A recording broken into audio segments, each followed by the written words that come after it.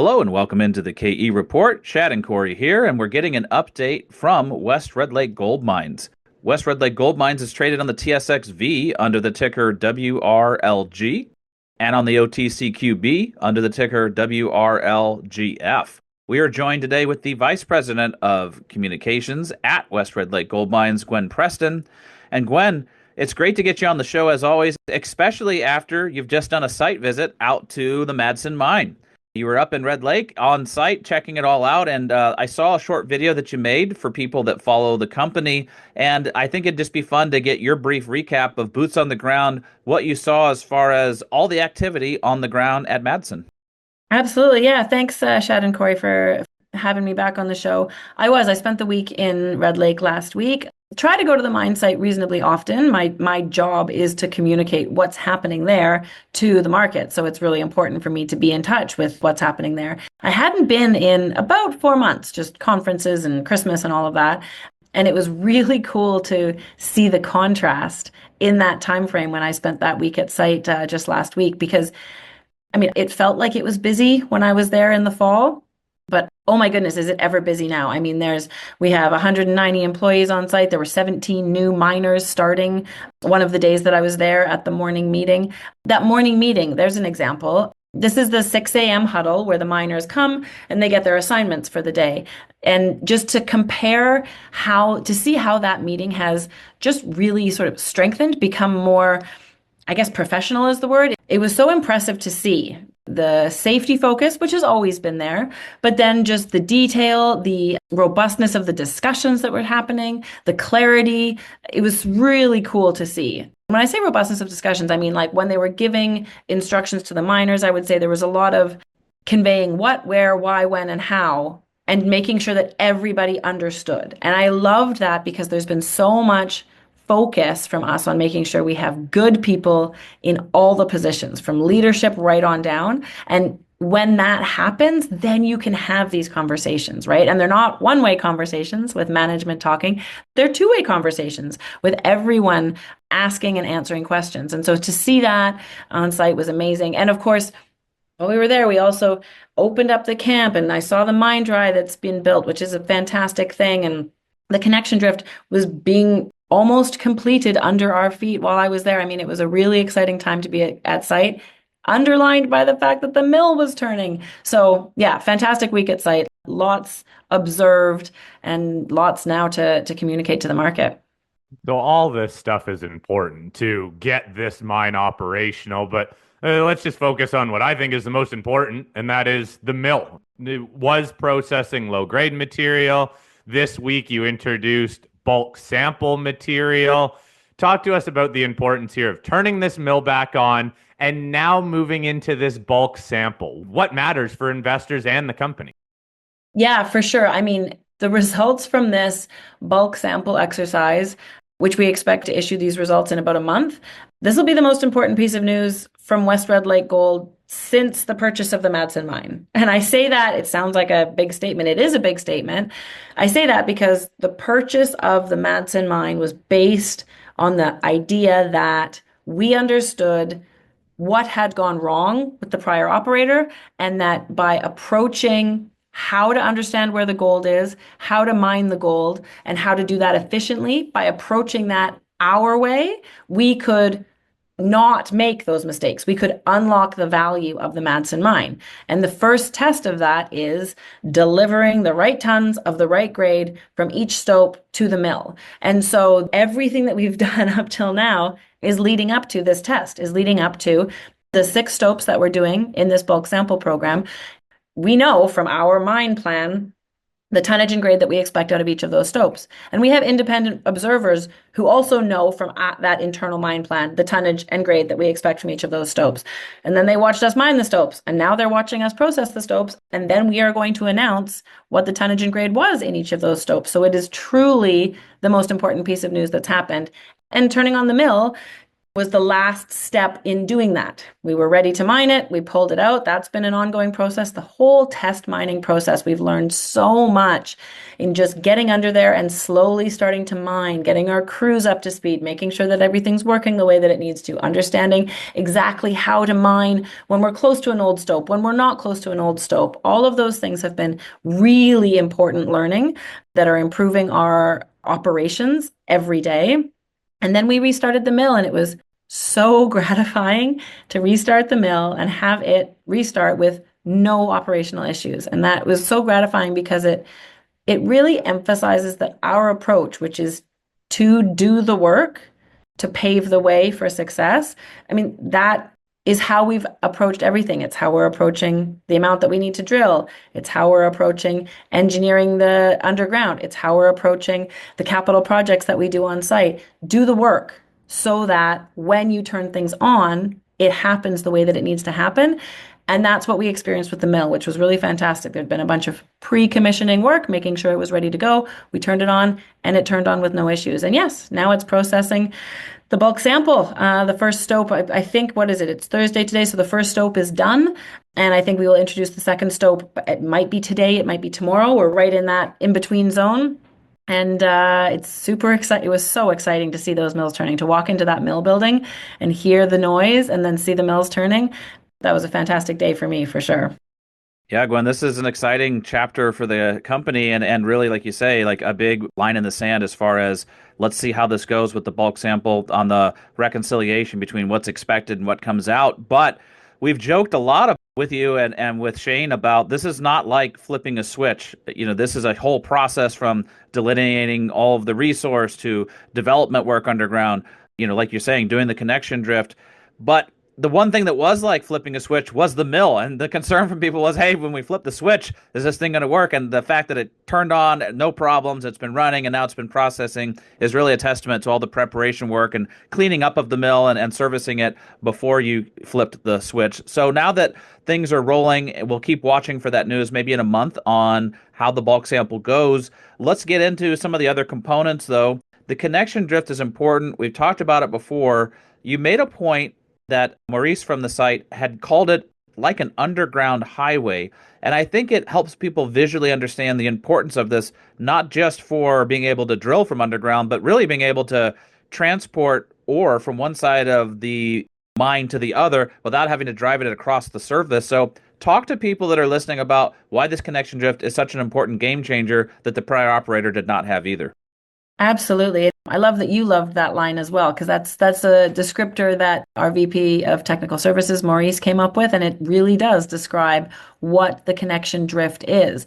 So the West Portal, which provides access to the majority of the underground workings at the Madsen Mine, the West Portal is the historic portal. It's been there since the 1930s. It's been, adapted and amended here and there over the decades, but it's the one that gets down into the deposit.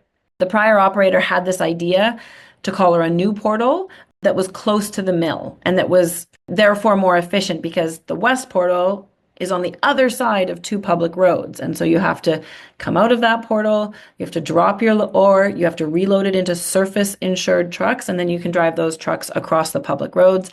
Also, that portal is quite small, so you're limited in the size of trucks that you can use. The tunnels leading up to that portal, there's not a lot of passing capability, so there's traffic jams. The tunnels are quite twisty and turny because they're old. So it's just a very cumbersome and inefficient way of moving material.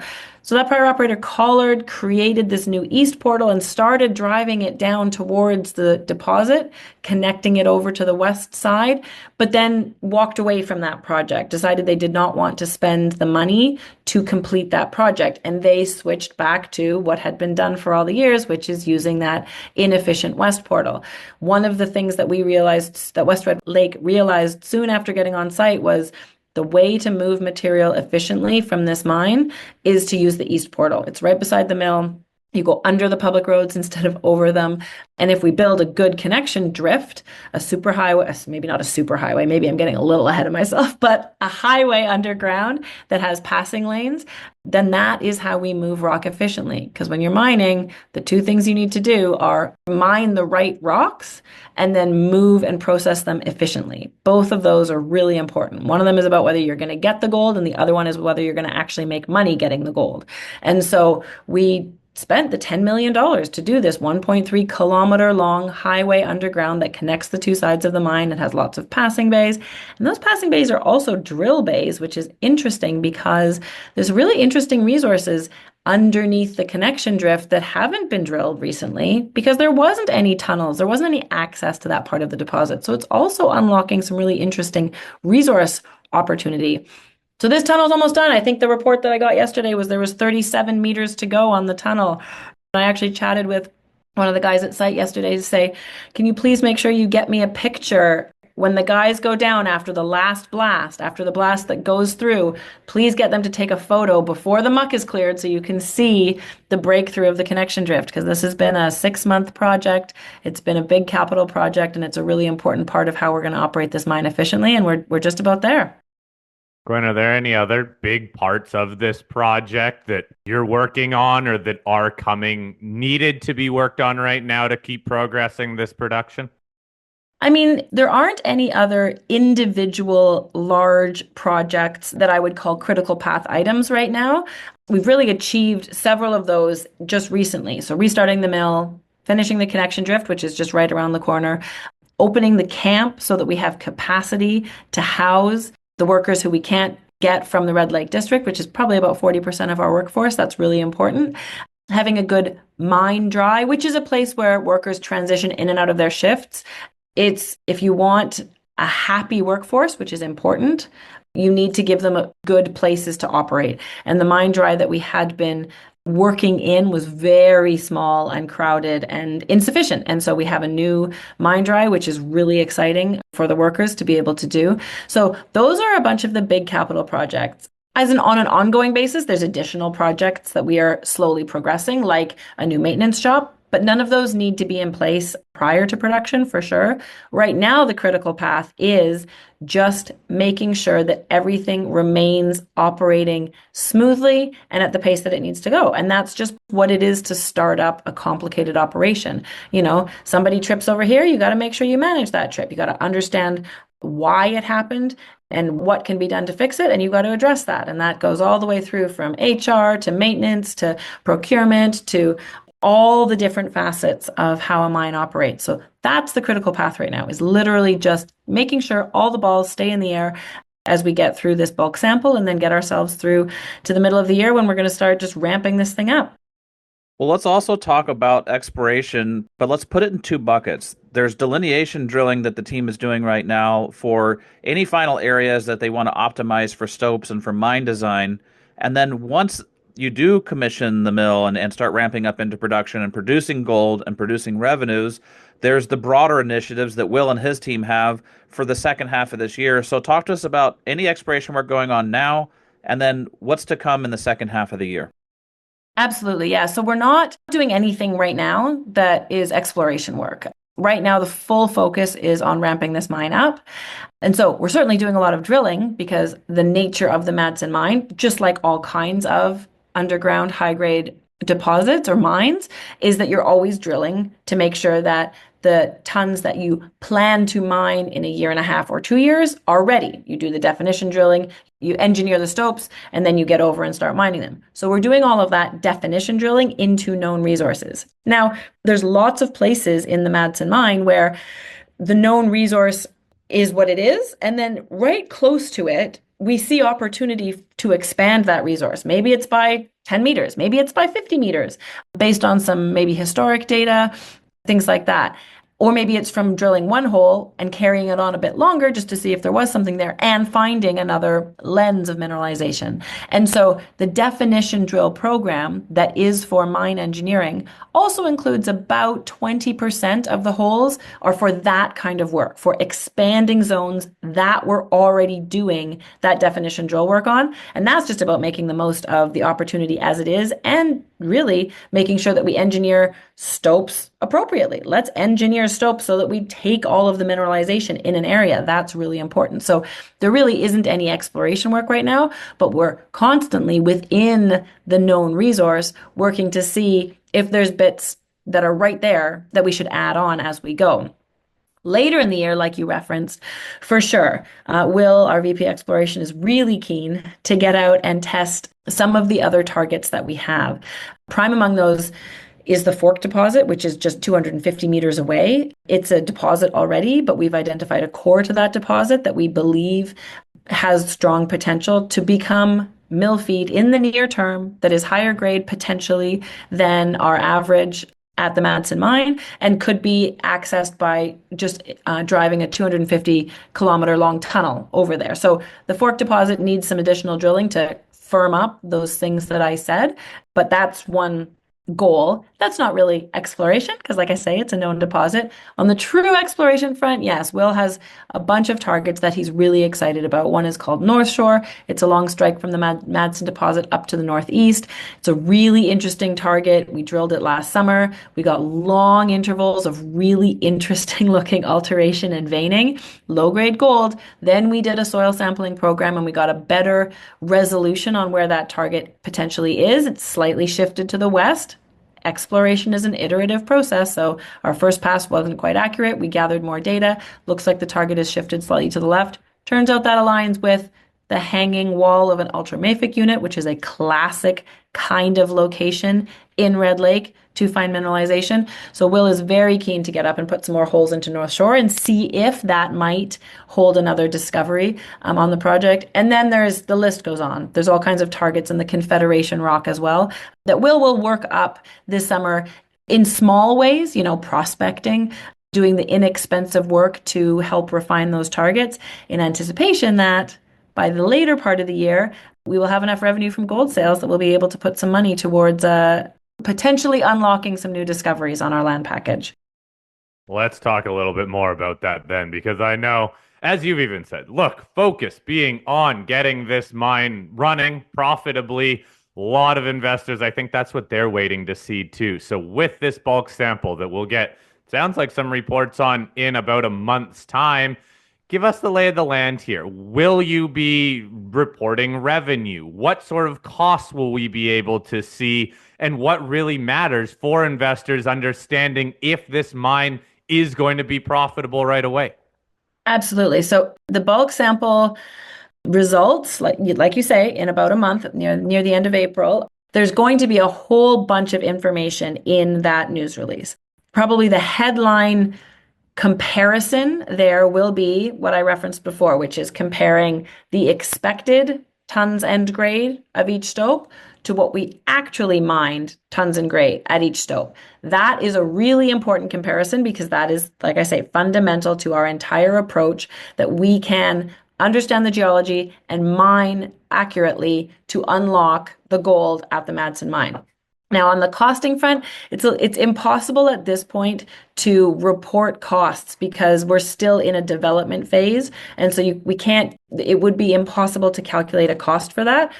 What we can do is say what we are doing constantly as a management team, which is understanding how many ounces we expect to produce each month as we ramp up production and what revenue we expect to get from that and how that compares to our cash balance. And that's, of course, that is the driver of how we're developing this mine. And yes, the bulk sample is going to produce not a small number of ounces of gold, and we will report those ounces alongside that as part of the reconciliation, the bulk sample results, and we will report how much money we made by selling those ounces. So for sure, that's we're really looking forward to the announcement for all kinds of reasons. One of which absolutely is the fact that it will be the first key revenue that this company has earned, and it's right around the corner.